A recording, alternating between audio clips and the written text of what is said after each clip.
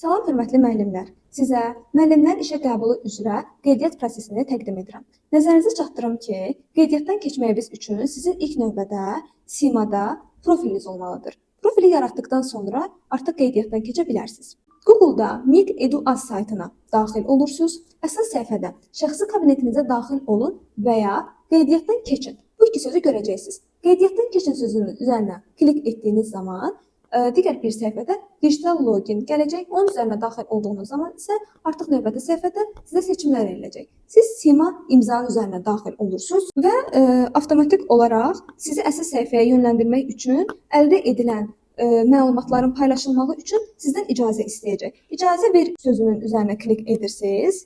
4 saniyə gözlədikdən sonra isə əsas səhifədə sizin nömrəniz istənilir. Operatoru seçirsiniz, mobil nömrənizi daxil edirsiniz. Mobil nömrənizi daxil etdikdən sonra sizin nömrənizə 4 rəqəmli kod gələcək. Həmin kodu daxil edib təsdiqləyirsiniz. Daha sonra müsabiqədən iştirak etmək istədiyiniz bölməni seçirsiniz. Müsabiqədə iştirak etmək istədiyiniz fənni seçirsiniz. Seçdikdən sonra isə artıq sizin şəxsi məlumatlarınız gəlir. Şəxsi məlumatlar gəldikdən sonra isə faktiki yaşadığınız ünvan. Yəni, əgər siz bir rayon qeydiyyatındasınızsa, Bakıda imtahan vermək istəyirsinizsə, Bakını seçirsiniz və Bakıda hal-hazırda yaşadığınız ünvanı yazırsınız. Yox, əgər elə qeydiyyatdan hansı rayondasınızsa və həmən rayonda da imtahan vermək istəyirsinizsə, həmən rayonu seçirsiniz və həmən ünvanı yazırsınız. E-mail adresinizi qeyd edirsiniz. Məlumatları doldurduqdan sonra isə aşağı hissədə növbəti sözün üzərinə klik edib növbəti səhifəyə keçirsiniz. Növbəti səhifədə təhsil haqqında məlumatlar görəcəksiniz. İlk növbədə təhsil pilləsini seçirsiniz, ixtisasınızı seçirsiniz, təhsil aldığınız müəssisəni, daxil olma ilini və bitirmə ilini. Əgər 4-cü kursuzsa və bitirməmisinizsə, sadəcə arayüz sözü yazırsınız və yaxud məzunsunuzsa, diplomunda yerləşən sənədin nömrəsini qeyd edirsiniz. Və əlavə təhsiliniz varsa, eyni qaydada məlumatları doldurursunuz. Bu məlumatları da doldurduqdan sonra artıq növbəti səhifəyə keçid edə bilərsiniz. Növbəti səhifədə digər məlumatlar hissəsi və sonuncu səhifədir.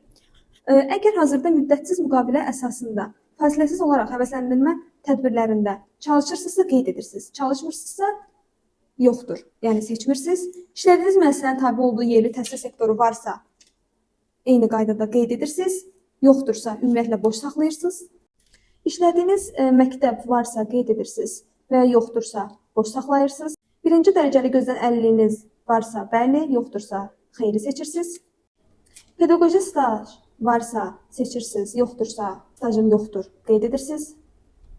Elmi dərəcə varsa qeyd edirsiniz, əgər yoxdursa yenə yoxdur sözünü seçirsiniz. Eyni qaydada tarixi ümumiyyətlə seçmirsiniz. Tərtib varsa seçirsiniz, yoxdursa ümumiyyətlə seçmirsiniz, tarixdə eyni qaydada. Dərslik müəllifsinizsə, müəllifəm, deyilsinizsə müəllif deyiləm seçirsiniz.